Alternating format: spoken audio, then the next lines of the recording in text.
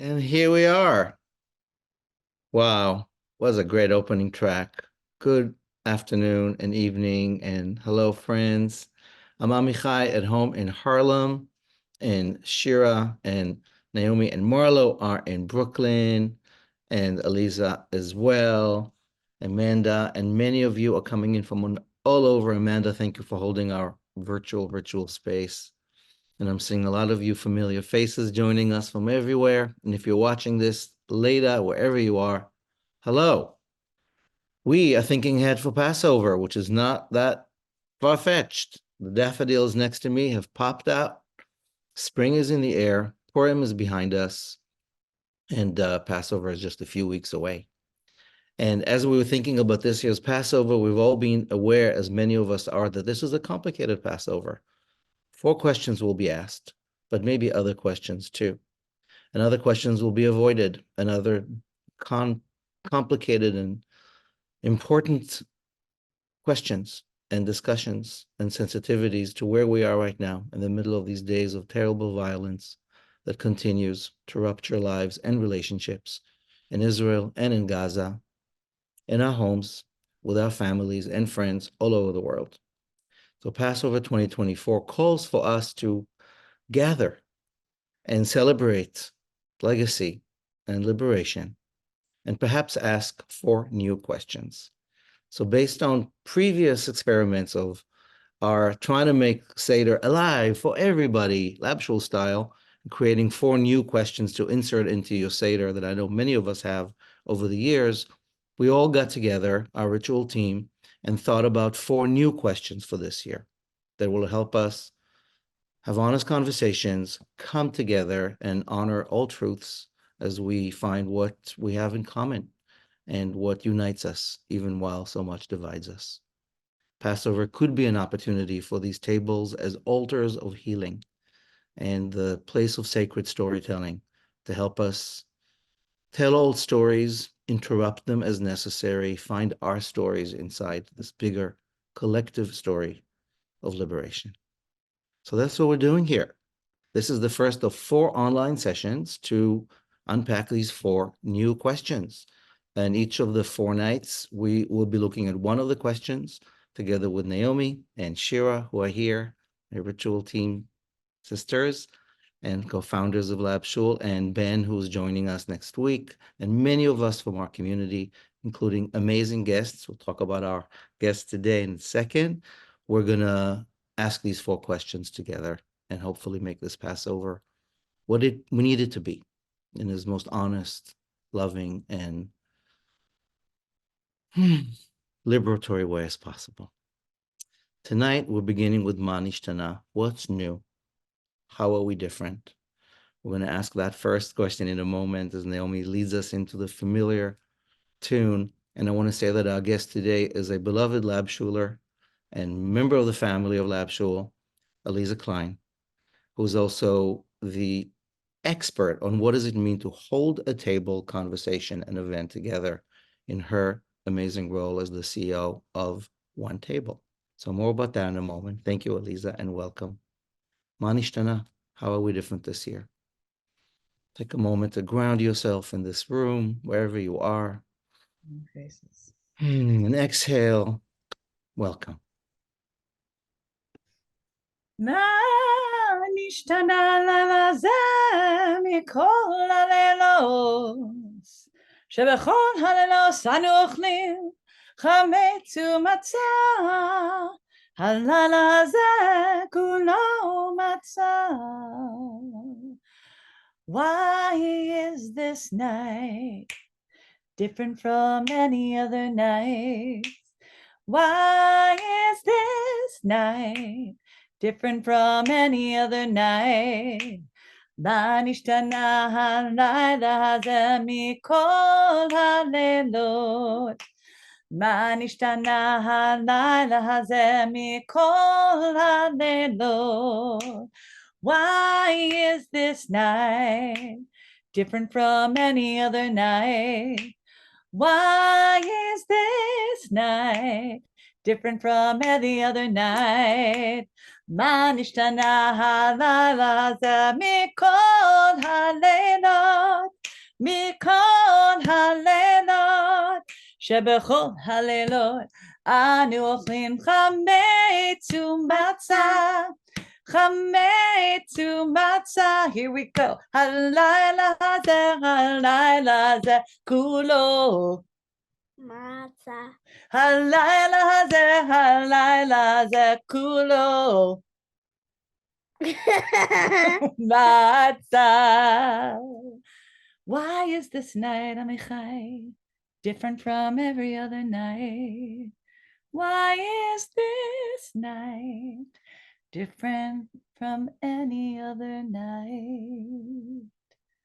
A little tradition Ashkenazic Nusach in there, and a little tradish Marcus Holly in there, and a little tradish less family Seder in there. And good Marlo Matzah literacy there. Hey, Marlo. So NISHTANA, you guys. So first of all, I want to say many years ago, Naomi Shira and I did Seders. There was no Marlo in the picture. My kids weren't on the picture. There was no Livnei. We were young, restless, kidless, and spiritful. And we've done a lot of Seders over the years together and with the Labshul community. And all of us here have. And this year feels different. So we wanted to start just like us, thinking out loud with y'all as we're inviting ourselves to be thoughtful. NISHTANA, what's different in our lives this year? Asking each of us to take a couple of moments and reflect on that. And then we too will do that together throughout the rest of this session. Who wants to start? I'm happy to start. Hi, everyone. Hi. I'm loath to say Chag Sameach already and get us ready, like too close to, I see that, right. Just like, ugh, no, we're just pulling this, just considering this. That Passover is on the way, and there's really, I really appreciate the slowed down, spacious approach that we're taking this year, because already here's what I've noticed that's different. We put word out, Liz and I put word out to some extended family. And in the past years, it's always been like, people have come, they want to come in from out of town, and they may come or they may not come. And it's like not really expected. And some years like, wow, everybody's coming. And other years it's been like, no, no big deal. It's totally cool. What really surprised me this year is that every single person was like, yes, we are absolutely coming. And that was very telling. And then the next message that came in was one of our family members said, but I'm not coming if it's just a regular Seder. I'm not coming unless we like sincerely talk about what's happening right now. And that was, not unexpected. This is not like this is not somebody who I see in religious community, but that was absolutely what they brought to the table. And so both of those things really are, I'm holding that. I can't even speak for myself yet, except that I'm holding that and really understanding that that's different this year. How about you, Naomi? Thank you for sharing that, Sharon. I guess I'm going to be leading a Seder down in a community that is not my Labshul, family community. And just in terms of what I've gone through in this year and what is my leadership calling for me to say, it's a community of people perhaps with very different political views, very different religious practices with me. Thanks, honey. So I feel like I'm going a little bit like into the unknown. I feel like I'm a little bit in the wilderness, and I also have like my own sense of moral clarity and my own sense of what the tools of Seder do for me. So I'm kind of sitting with how much am I inserting myself and how much am I kind of like trying to track where everybody's coming from. So that's real. And and as you said, I'm just like second soft Purim. So I'm like, okay, I have to ground myself in this now. Okay, here we go. So this is really the kickoff in my brain and my heart and my soul tonight, really. Amichai? Yeah, I think on some level we all prepare for Pesach earlier than when Pesach comes, and those of us who are professional Jews work on it way ahead. But the fact that we're taking this time from Purim to Pesach, full moon to another, to do bi'ur chametz, to like deal with all the chametz, all the stuff that we need to deal with and that has soured, and let it be clean from our homes and hearts, and prepare for this night. Good. I'm not sure we've done this like by ourselves or publicly. And part of what I think for me this year, first of all, we're not doing a public seder. I think this is probably the first time in many years, Naomi, you're leading one, that I'm not doing something public. And for different reasons, Labshul decided this year that this is not our possible opportunity and ability to create an opportunity for this bigger seder. We opt out, and for those of you, perhaps that's a preference, to have home seders, to keep them smaller, to keep them intimate, to keep them as a place where we nourish each other at a time where we need nourishment, and we use some of the nostalgia and some of the familiarity we need, like hearing that NISHTANA. We need to hold on to something that really holds us. And at the same time, we know that there are tensions, and because we don't all have the same opinions, right? Just the three of us are like we're on the same page, but we have some differences of how we look at things. And that's the same for people in my family and my friends. Um, I know like many of you, I don't know, big numbers in my life of people with whom relationships have changed. And so when thinking about Seder this year, I'll be hosting one here, like a queer Seder on the second night. And unlike years before, it's a more curated guest list. It's not just like, Kol dichfin yateh, whoever wants, come on by. No. I'm calling for a little more safety and a little more as ability, thinking of like who needs to be there, who wants to be there, who can handle the fact that at my Seder, we are going to have some conversations inspired by these 4 questions about where we are. What is our place of narrowness? Where is our blind spot? Where is the ability to lean into our stories so we can really learn? And if possible, ask hard questions, 4 or more. And liberate in a way that has responsibility as well. So I'm doing it much more intimate this year. That's definitely a choice, and more curated. I think that's really one of the main differences.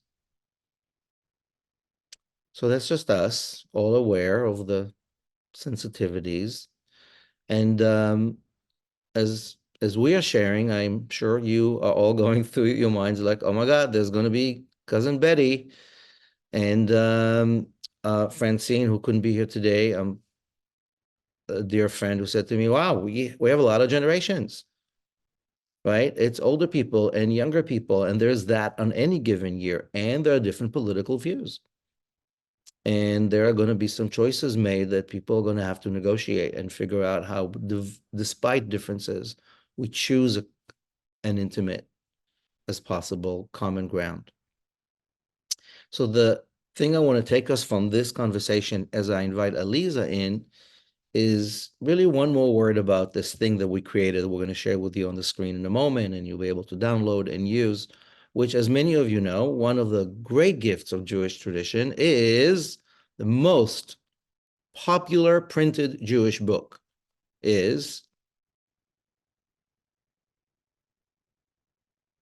not the Bible, not the Anne Frank diary, Passover Haggadah. Has been in circulation since the 1500s as the most popular created and printed book because it's a household use, unlike the Torah. And that's before Bibles became easily printable. So the Haggadah is used in every household, and we love the Haggadah. And if you like Maxwell House, best marketing campaign of the 1930s, etc.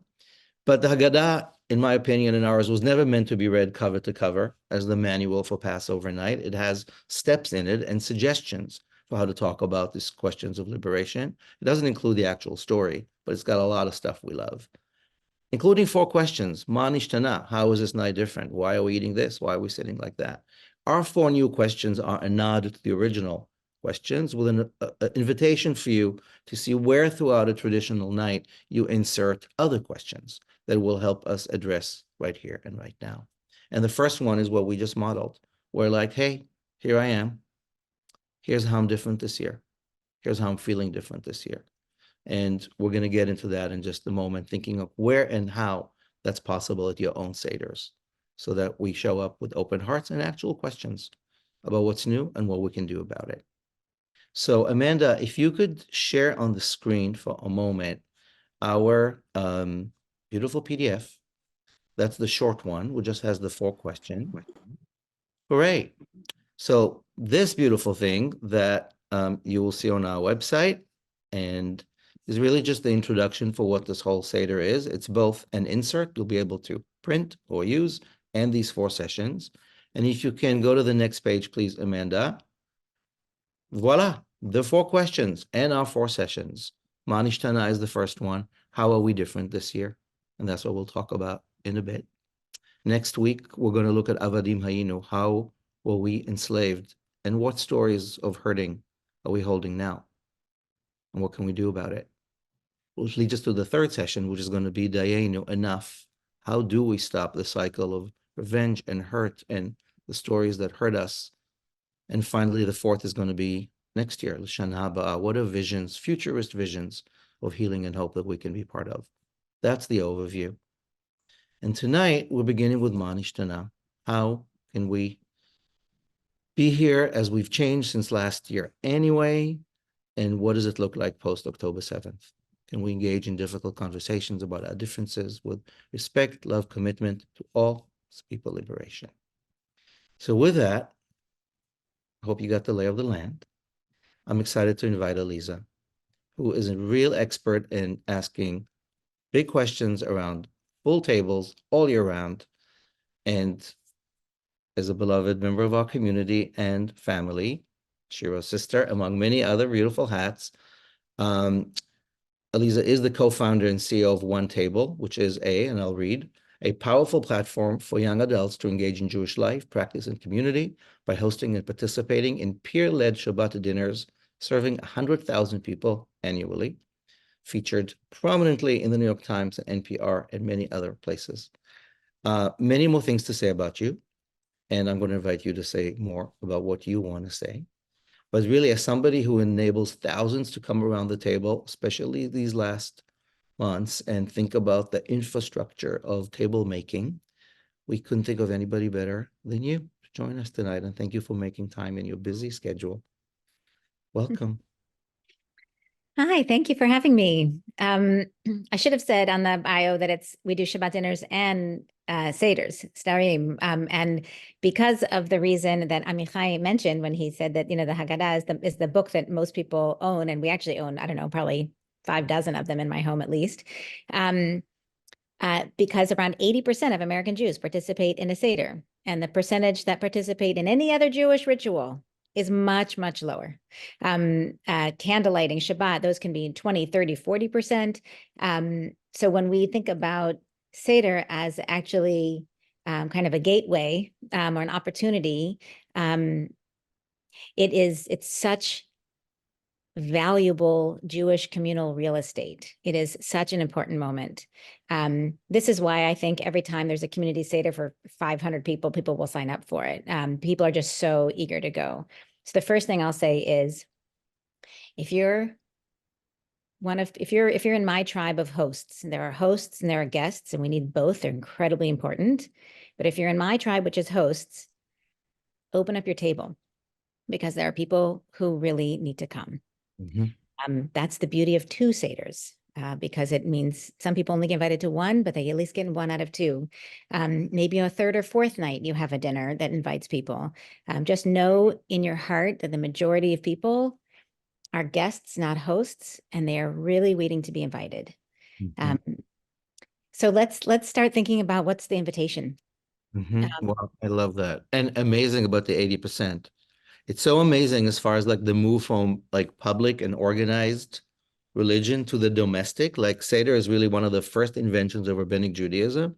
When there was no more temple, they're like, okay, we're going to take the Passover from the temple. It was basically a pilgrimage to a barbecue in the temple where a lot of lambs became a lot of Hillel sandwiches, and reimagine it as a home ritual. And so you really, it's so interesting that 80% of who we are today are asked to create a home ritual, not necessarily with clergy or the priests, but to become the priests, to be the hosts, to be the table makers.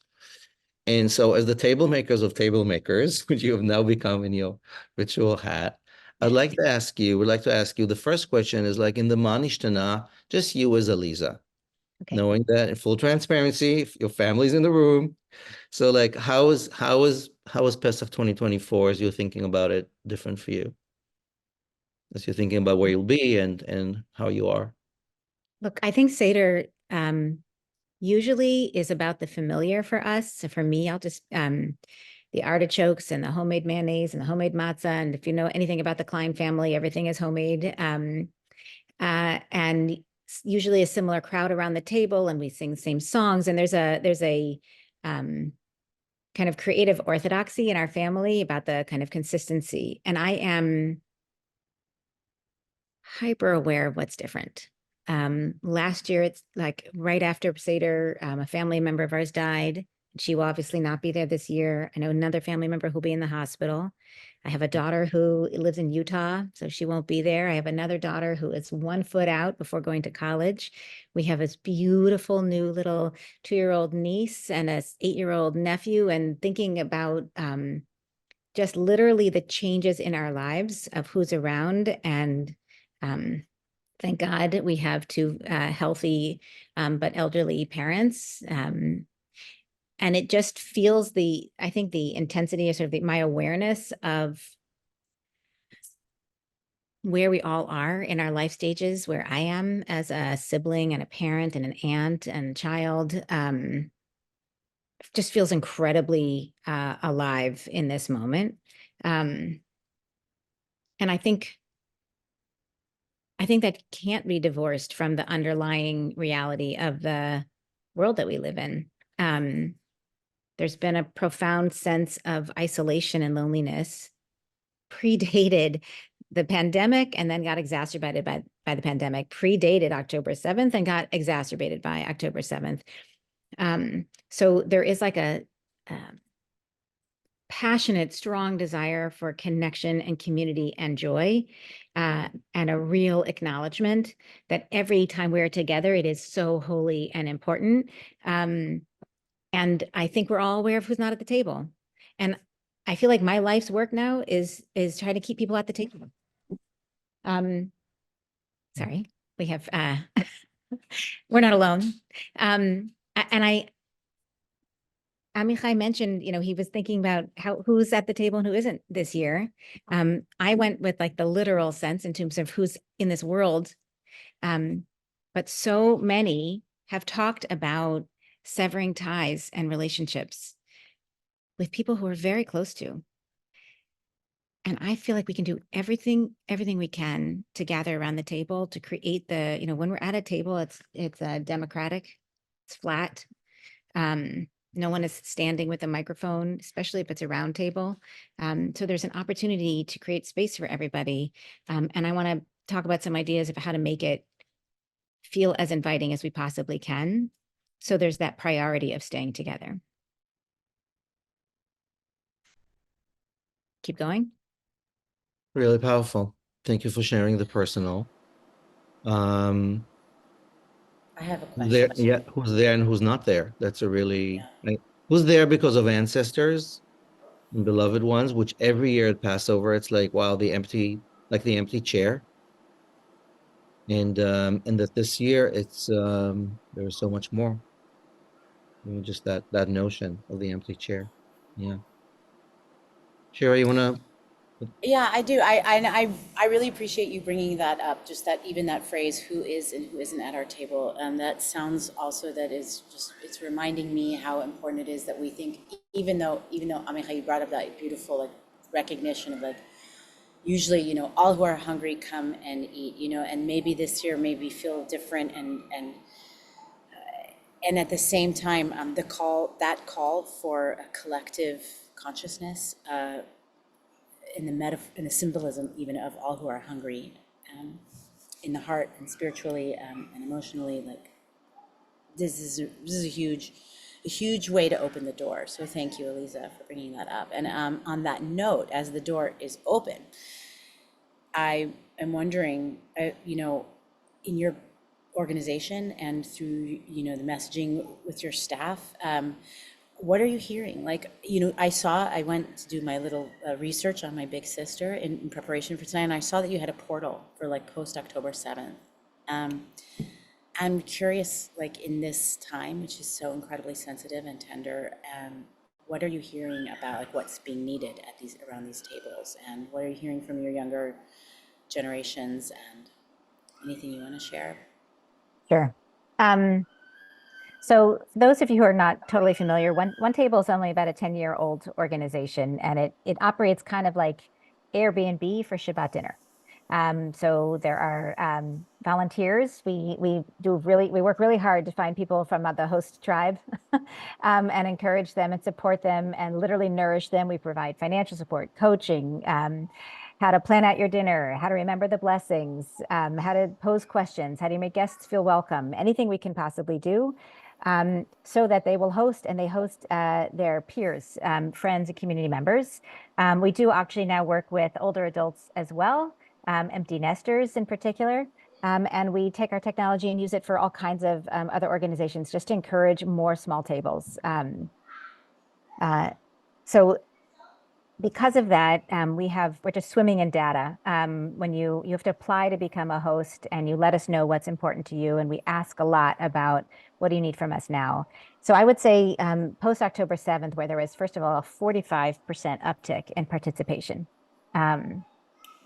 over the year, right? So just, Wow. I mean, there are now we have about somewhere anywhere between 5,000 and 7,000 people participate each week. And it's, I mean, I can't, the numbers are just insane. It's well over 30,000 since the beginning of the year. So people are really looking to come together. So first of all, that's what I'm saying. If you create the opportunity for people to come together, they will. And by the way, if you can't fit them around the table, send them to onetable.org. They can find a dinner or a Seder to attend. We will do our best to place them. Second is, so one is like, I need to be together. And the second is I actually need to do something Jewish. So I'm going to speak first about the kids the young adults who are Jewish, who are involved, because of course we have beloveds, family members, dear friends, partners, colleagues who are not Jewish, who we also want to include. But for those who are, they really wanted to do something actively Jewish together. And Shabbat dinner, and now I think Pesach Seder, is an action. And it is, of course, not political in nature, but it feels like doing something that is rooted and connected. And we saw some people, you know, before October 7th, the number of people who were talking about Israel, from like food and culture all the way to a two-state solution or occupation, was maybe 2%. And that went up to 42%. In the weeks following October 7th. So clearly it was a topic people were like, I need to talk about this, but I want to talk about it in a place with on my own terms. And then a lot of questions. The first question was like, how do I have a difficult conversation? And the second was, how do I get out of a difficult conversation? Maybe third or fourth was like, can you help me find resources to learn more? But really first was like, how do I do this? Which I just think nobody knows how to do it. So let's just take a deep breath.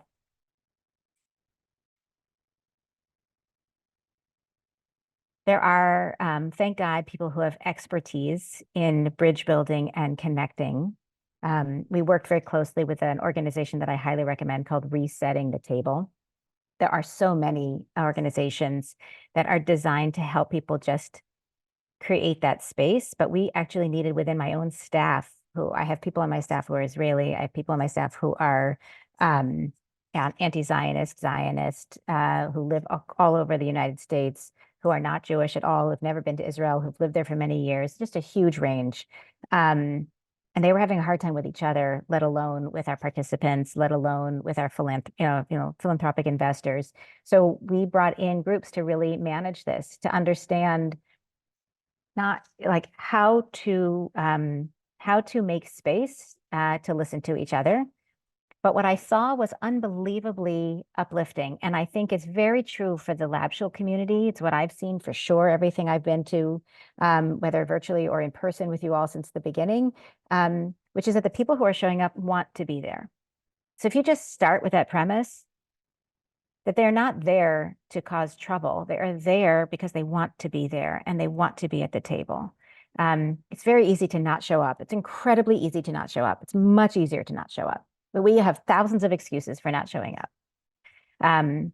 So if they are showing up, it's because they actually want in and want to be part of the conversation. And then I think that's on us to figure out how to keep people at the table. So I think that that's like, those are very broad frames. But we had to very tenderly hold our staff and our participants with everything from restorative justice circles to bringing in external facilitators, to talking about what happens when you are activated because you have just heard something or experienced something that is counter to where you say the world and it hurts. And so your prefrontal cortex, which is where we generally live, gets animated, triggered, and you're no longer functioning in a strategic way. Your amygdala gets triggered and your flight, fight, freeze, fawn, any of those things. I had this great conversation with Julie Rice today, who I know is also connected with their community. And she said, if we could just get the whole Jewish community to count to 5. So if you take nothing else, you got your 4 questions and you got 5 counts. Right? Like, that's it. It's literally one. And also if you do it on Zoom, then your little hand comes up and it looks like you're raising a question. It's kind of funny. So the counting to 5 is a norm setting. So what I wanted to say is I think that if you are lucky enough to have a resetting the table facilitator come and join your Seder, amazing. But probably not. Probably it's just you and your family. So the question is, what is the norm that you want to set from the invitation through the way you set that table, through the way you assign roles to the Seder, to the way you thank your guests at the end? Now is the time to not leave things to chance. That is, I think, what I took also from Amichai, from the way you're thinking about your Seder, right? You are framing this. There will, of course, be spontaneity, but what can we do in advance to think it through? Yeah, so I have a couple of thoughts about how to do that. Amazing. So I want to say, but before Yeah. we want practical tips. This is Yeah. so helpful. I'm loving what you're describing about resetting the table. I think it's really real. I mean, our team has done the same, not setting the table, but with experts in our community and beyond who are like, okay, everybody, count to 5, which by the way, I think is like a chamsa. Yes, my thing is now also raising its hand. So the ancient chamsa is coming back as a good tool to dismantle some of our aggression and like de-escalate. We're going to ask you for some tips in a moment. Folks, start writing down. What we're going to do in a moment is then break us off into small breakout rooms so we can like look at this opportunity of asking ourselves, how do we bring this to our Seder as hosts or as guests? I just want to say before I invite you, Eliza, to share some tips with us, Noga asked a really good question. We sort of talked about the empty chair without explaining it. I just want to say, in my home, one of the ways Seder has always begun, literally as we gather around the table and we do set and setting, as Eliza said. How do we invite? How do we gather? How do we start? 5 breaths. Even we're sitting on the floor, there's been this custom of leaving an empty chair. And an empty chair is for an ancestor who's gone. The empty chair might be somebody who passed recently. It might be the ancestors. It's sometimes Elijah or any of those invisible prophetic energies. And I think this year I've heard for a lot of people, leaving an empty chair is a way to honor perhaps the hostages who are here. It's perhaps to honor all the hurt and wounded people in Israel, some of us in Palestine, in Gaza, like holding a chair open to this is a different Seder. So I think however we think of gathering as appropriate, again, the different ages and voices and needs, that's just one gesture that lets us say, okay, here we are. Who's here? How we're here. So yeah, Shira, over to you, and then Eliza, actual tips. Yeah, okay. I just had this thought, which is, what if you're not of the host tribe and you're showing up at a Seder that you desperately want to bring some of this technique to, or I don't know, and how do you, so my heart is breaking right now of with what you shared about like people want to be there. We all want to be here. And it's, and just anyways, can you speak to somehow both tribes? Yeah.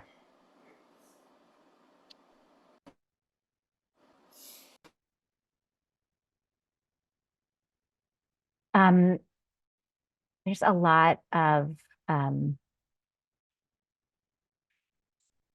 would say if you're a guest, so you can maybe help your host be more clear in terms of what they're hoping for. So I think as a host, you need to be really explicit, and your host may not be so explicit, and they may not know that they need to be. So the way I had definitely thought about was like some of the questions that the host want to be thinking about, but I think as the guest, you can also ask these questions if they're not already articulated, so that you know how to show up, just so that you know how to show up. I think, by the way, you should show up no matter what, but I also, but I think it's a two-way street. But I think it's helpful to ask for clarification. So one of the things you could ask as the guest, can you tell me about the spirit of the table? What do you help me understand? Again, please God, your host has already explained this, but if they haven't, I think it's a great prompt and a great way to get them to be more clear. And that when they start to say the spirit of the table, they might talk about tradition and food, or they might talk about joy, or they might talk about political discussion, and they may talk about current events. So you can ask them to just sort of describe it in that term first. What is the spirit? Maybe what you're hoping to welcome at the table, like what are you hoping for from your guests? And maybe be general instead of just about yourself as a guest. You can also ask, tell me what's off the table. And of course, as the host and or the guest, you have always the opportunity to make it clear what's off the table, what's on the table. There's a lot of table analogies, so just enjoy them. Who are you looking to welcome at the table?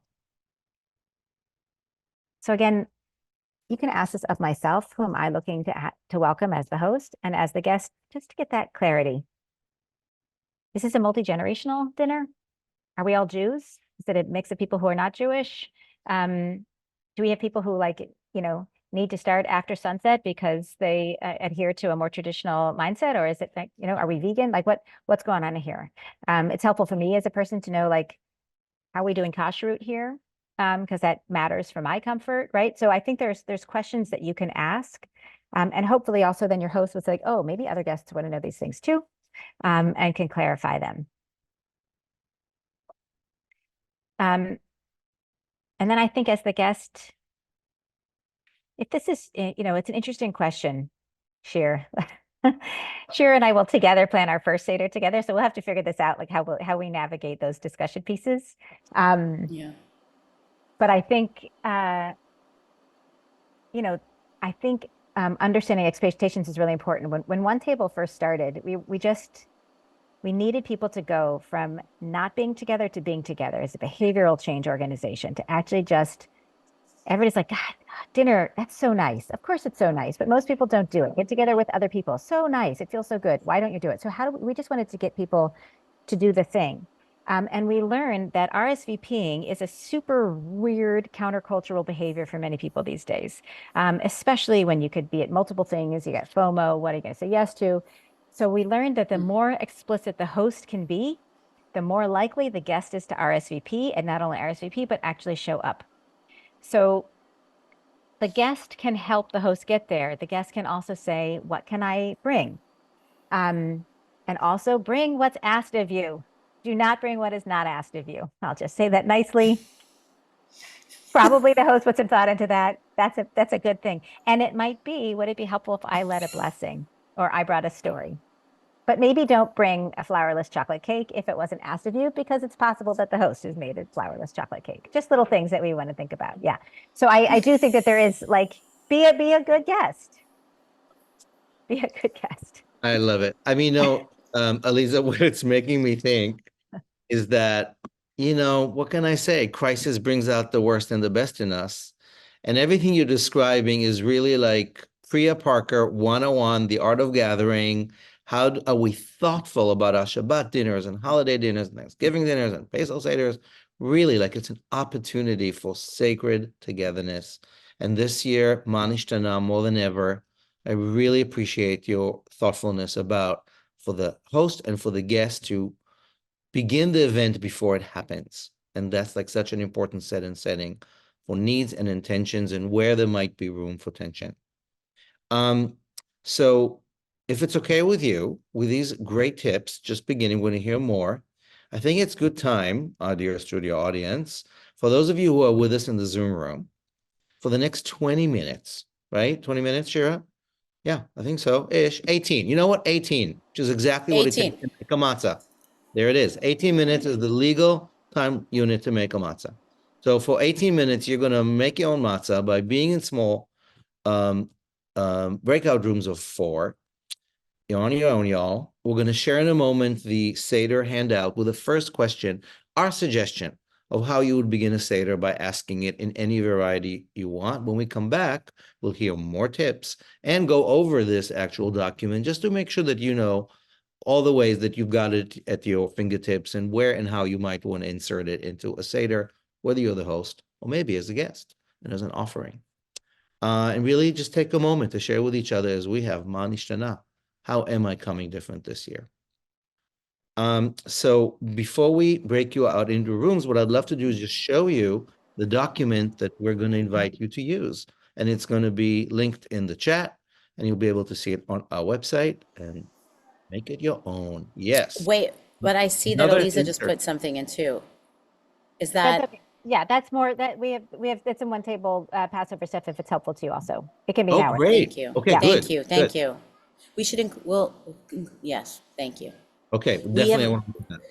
Yeah, So let's start with the Seder. Amanda, if you can please share on the screen the longer guide so we can focus on question number 1. This is sort of exciting, I want to say. This is a Shehecheyanu meets Ma Nishtana, which means here we are now with a brand new moment. it's a brand new question. Great. So when you look at this document, oh, I'm echoing. This is the first page that you will see, and it takes us right into this first question. How are we different this year? How have we changed since last year's Seder? How are we different since October 7th? Can we engage in difficult and honest conversations about our differences with respect, love, and commitment to each other and to all people's liberation? And then you'll see the host note there that I'm inviting you to look at together. It's just some ways of framing where and how you might want to integrate this at your Seder. We can talk about that later. For now, friends, I want to invite you to count to 5. That I'll bring with me to Seder. Thank you, Aliza, already. And go meet each other. Some of us know each other from lab shul, and some of us are new friends. Introduce each other. Talk to how did Joan Rivers used to say it? We talk. Talk Amongst yourselves. amongst yourselves. Thank you. And Amanda is going to place some questions, some guiding questions into the chat as well. That will help. Great. We'll be back in Said, can we 18 minutes. Can we talk? Can Can we we talk? Can we talk? See you in 18 minutes.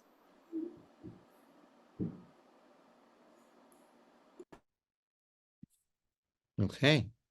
The magic of breakout rooms.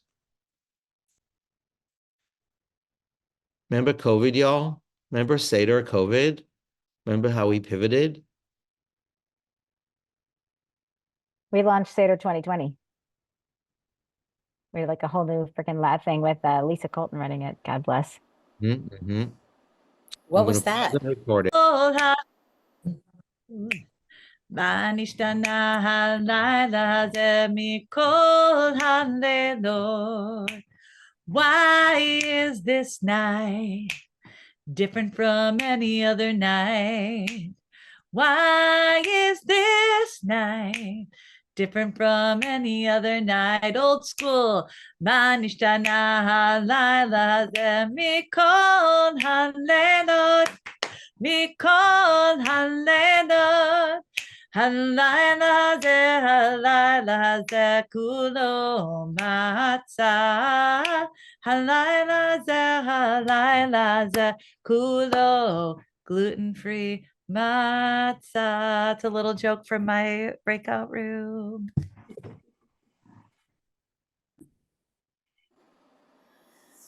Thank you, Naomi.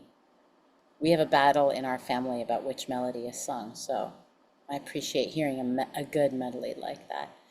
I want to invite Amichai and Eliza back to the screen with me, and just to do a little kind of Q&A and just here, let's use the chat. You know, it's fun to be on Zoom for the chat. Let's activate the chat for a second. I'd love to hear one word in the chat. What did you hear? What's going to be different this year? Let's let the chat flow. Let it flow.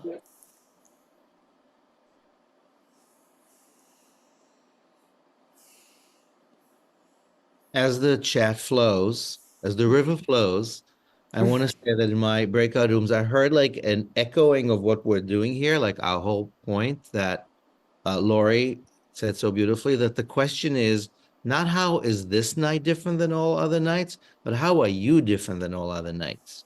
And that emphasis on you that Lori kind of lifted up is like, oh, right, that's really the question. Because we like, how is this night different? We eat matzah. Yeah, but it's not about the night. It's, hey, Eliza, hey, Shira, hey, right? Oh, okay, wow. And to start the Seder with this invitation, I think is, it was very specific echoing. Agree. My word is invitation. I'm seeing also vulnerability. Vulnerability is different this year. For some of us, everything. Absolutely everything is different. We are learning what simple means. Matzah, it means simple. And simple doesn't mean bad or good or right or wrong. Loss. Loss is new this year. Yeah. Please feel free to keep it coming. Let's let the chat be alive with what is new this year.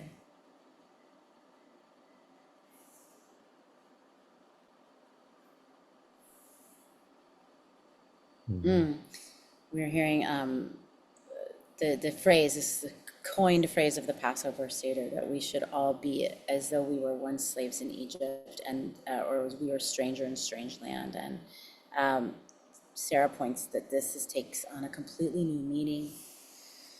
Trepidation is new this year, and opportunity, loving connection. Opportunity for connection is new this year. Amen. Yes. Ooh, thank you, everyone. Fear. Mirrors. Let's look up the Mas Haggadah and see those mirrors. And not being able to take inclusion for granted. Yeah. I'm so glad we've asked this question.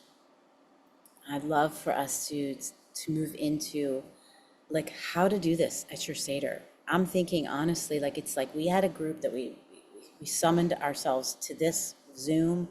As Eliza said, we want to be here, like we need to be here. We're here for, many more people are going to watch this after it's published. I still do not know really how to do this at my Seder, where people like, how do I break the ice? I want to think about that together.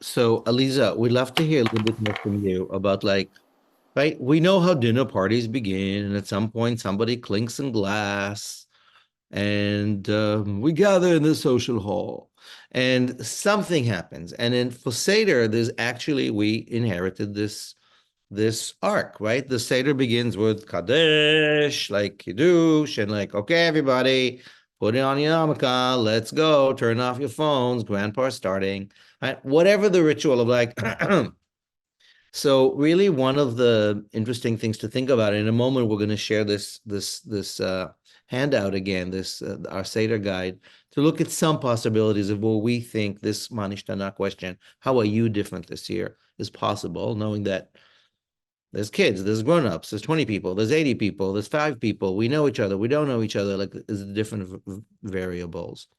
But what I want to say about the mirrors, just before I forget, I love that. The Mas Haggadah is amazing, these amazing artists from Jerusalem. And I'm not sure where the mirrors are in there, but like there was one Seder where everybody was asked to bring one object, which is their object that represents either their oppression or their liberation. And I remember somebody bought like a hand mirror for whatever reasons we can all imagine. But then the exercise was people would actually took 30 seconds to look into the mirror and ask like, how am I the liberator? How am I the liberated? How am I the oppressor? How am I the oppressed? Whoa. Not for every Seder, for the brave-hearted.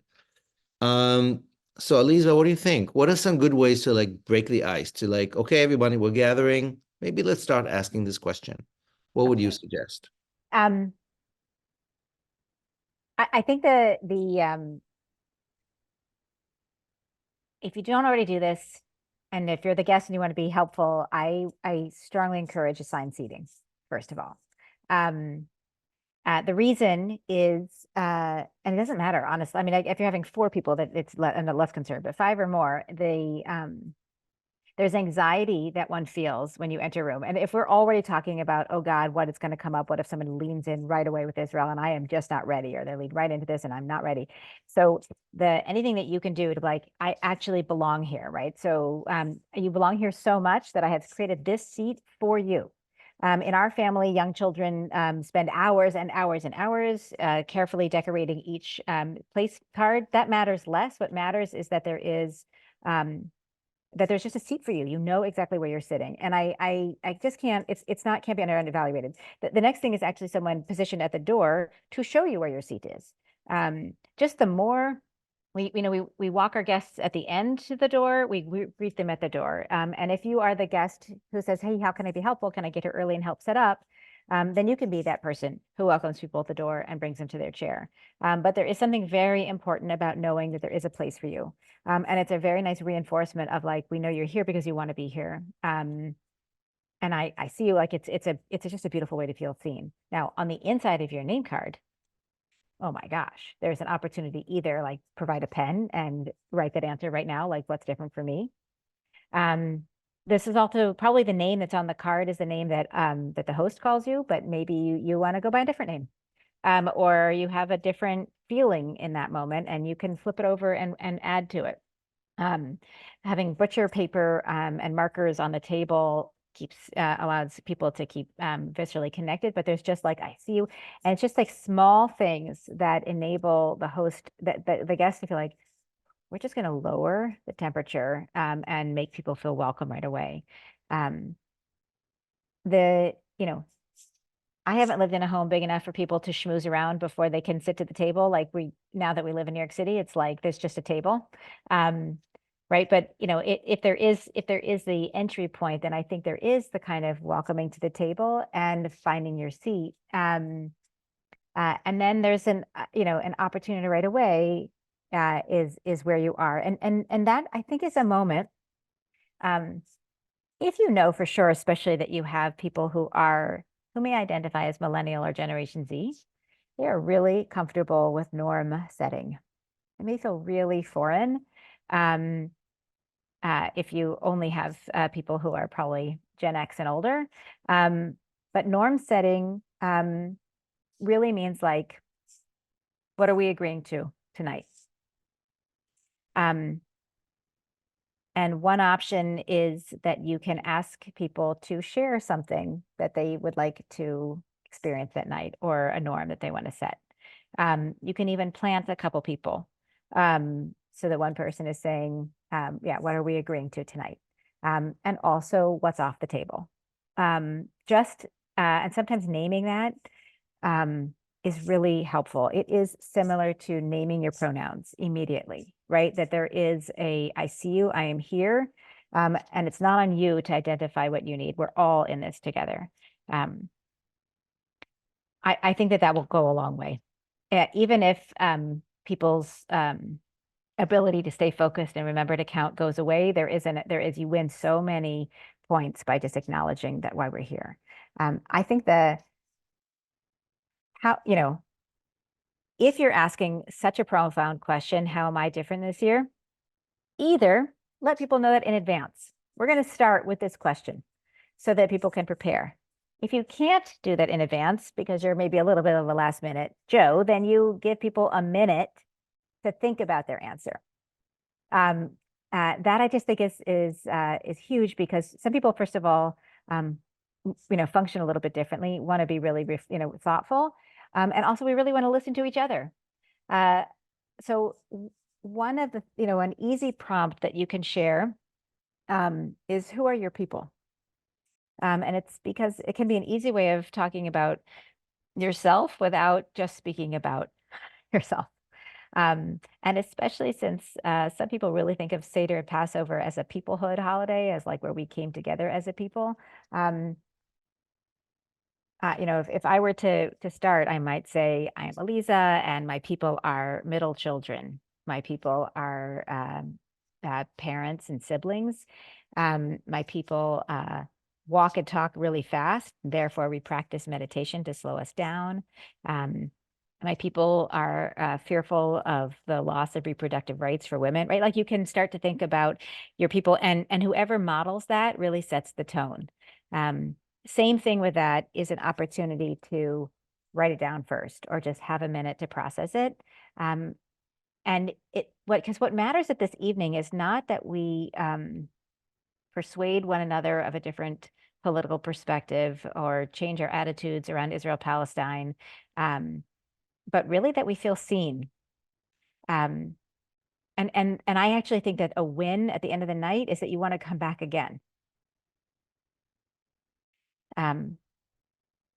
So if we're designing the experience so that the outcome is warm welcome, opportunity to go deep in a real way, but with so much clarity and support that I want to come back, I want to stay at the table. If you're designing for that, it's just a different outcome, right? This doesn't have to be constructive dialogue with a facilitator. Although that's awesome. And it would be an amazing way to do a Seder. And if that's your goal, then make that really clear at the beginning. But your goal might also be to you just tried out the newest recipe from, the new holiday cookbook and you think it's so amazing and your love language is serving people food. And so you can just say, like, one of my norms is that I want everybody to just enjoy the food so much and be able to focus on that. Like, I think that those are also space. One of the people talked about what's different. I really do think that since the pandemic, people have been able to be kinder to themselves about how we're preparing, what our expectations are. Perfection has changed a bit. And I think your guests or your fellow guests, your hosts are all quite open to acknowledgement of imperfection, right? Like we are doing the best that we can. And I'm just so happy to be here with you, right? And that I think that those are all really, really valuable and put people at ease who are so nervous to walk into the room. He's amazing, Eliza. I mean, honestly, the simplicity of how you flipped like the name cards is like, oh my God, really? It's so like, no, right, of course. It's so smart. And to use it as a text, which we've done before in different ways, but with a question or write it or a cue or talk to the person you're the framing, and then also the way of whether it's agreements or really like letting ourselves be invited into this space in a way that speaks to everyone and invites everyone. It's really wise, super, super helpful. I want to, if we can for just a moment, Amanda, if you'll share again the first question. I want to take everything Aliza has shared with us, what we've shared with each other, and show you just in this handout that, by the way, if you are a host, you could send to your guests ahead of time if you want to use this, or as a guest, say to your host, how about we use this question or not? If you could share the screen, Amanda, with the first page, I just want to show you the host note here. And again, host/conscientious guest note, but check first. This question can serve as an introduction and Seder icebreaker, a good opportunity for all guests to share their names if necessary and to address this big moment in a helpful way. This might include pronouns. This might include a way to talk about, I love the question, who are my people?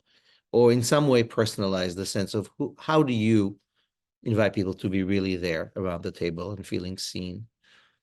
This can be a go around as you sit down at the Seder table, right? As the first cup of wine is poured with Kadesh, which is really the first ritual moment. Inviting people to briefly share their response to this question, perhaps with just a word or two. You may want to save it for the NISHTANA section of the Haggadah, which is a little later. If you are following the Haggadah form, it's Kadesh, Uchatz, Karpas, Yachatz, Magid. So you've already done a bunch of stuff. And then that's where the NISHTANA comes in. And you can hey, let's take this moment now. We've already been sitting together for a while. Encourage people to use I statements, share feelings or facts with open hearts and minds. In other words, here's what I'm telling about myself and my difference this year, whatever question you choose. So this, my friend, again, I love Aliza's reminder and an introduction for us to think about the inviting way before the event and invite people to know that this is a thoughtful occasion and you're doing some of the prep homework. I want to say one more thing about the Hafikomen, which is activate. And there's more about the rest of the insert. I'm not going to talk about that right now, but we'll talk about that in the future sessions. But this is just for tonight. How do we come with our differences to a night which is different than all other nights because we are different individuals and as a people? We can unshare. Thank you, Amanda. This again is for you to download and personalize in all the ways that you'd want. So this night is meaningful. And I'm excited at this point to count to 5. Aliza, thank you for being really, really a wise friend to us, generous with your time, and an amazing table maker. These are very, very helpful. Toda. May this be for you and your beautiful families a Passover of healing and joy and deliciousness. Let's not forget all the other good ones. Impossible. Can't forget that. Oh no, I know your family. Shira, let's Yeah. we do our thank yous and we close this first of 4 session. Yeah, And share with us next week. I just want to double up on that. Thank you, Aliza. It's true. It's thank you for generously spending the evening with us. And I just know that you gave us an enormous, a lot of gold. So I was taking notes, and I think everyone here was taking notes. So thank you. Thank you, Amanda, for holding down the virtual corners of this temple. So much appreciated. Naomi, I love that medley. Thank you. I hope, we'll bring some music each week. Next week, Ben will be with us, our associate clergy. So Kami here, he will bring a rendition of Avadim Hayinu. And that is what next week's theme is. Avadim Hayinu is the line, we were once slaves. It's the story. It's the how are we telling this story? It's not only what are the stories that we bring, but how are we telling them? How have we told them?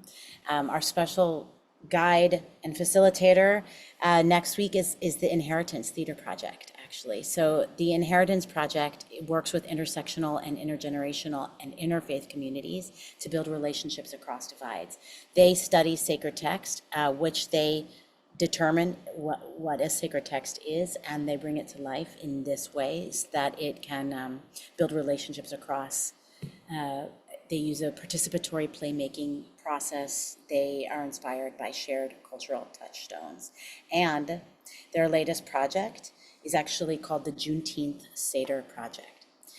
I think this is going to be a very engaging session and a critical time, absolutely critical time, to be looking at our stories and the way we tell them. So come for a participatory workshop next week. Aliza, you're always invited here to be with us again. And so we'll be here same time next week. And we'll continue to look through the guide as well to explore like how to do this and how to really consider.